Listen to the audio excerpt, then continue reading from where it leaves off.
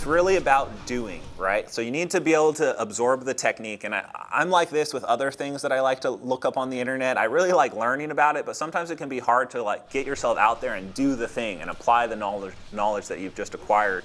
So the kind of the cycle that spins up the flywheel of learning jiu-jitsu is to study, and then the next day or the same day, bring that information into a class and find a way to try it, whether it's through static drilling with a partner who's just letting you drill on them. A lot of people like to start that way.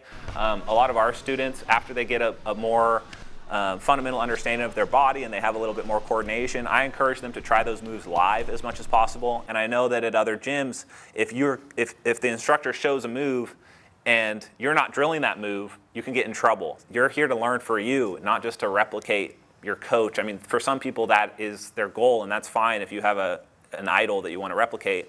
But I think it's really important to like find the moves that resonate with you, that you like, that you want to hit, and then bring that into the gym immediately as soon as possible while it's fresh in your mind. Try and drill it so you have the basics, and then try and do it live.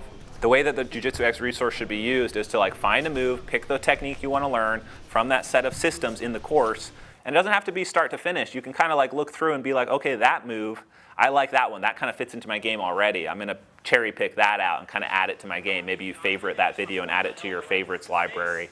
And then when you come into training, you can look at your favorites and be like, these are all the different techniques from these different courses that I have. And I picked that one because it fits into my half guard game. And I picked that one because it fits into my passing knee cut game. And I picked that one because I like those standing grips. And then that gives you like 2 or 3 things to focus on throughout a week or a month, however long it takes you to kind of like absorb that information and then be able to actually act it out on the mats in a real situation. That kind of builds the neural pathway in your brain. You've connected now the visual study aspect to like the real world. Your body is doing it and developing the muscle memory. And then you just rinse and repeat that. The biggest mistake I see people make is just like taking on so much stuff, like just watching tons of YouTube where it's not really structured, it's not really put in context of what the whole position is and like where the technique actually arises. And they just kind of get overwhelmed and they can't pick anything, and so they just come to the gym and don't have a goal. They just try everything and like, oh, there was that YouTube video, but what was it? I'll forget it. I'll remember next time.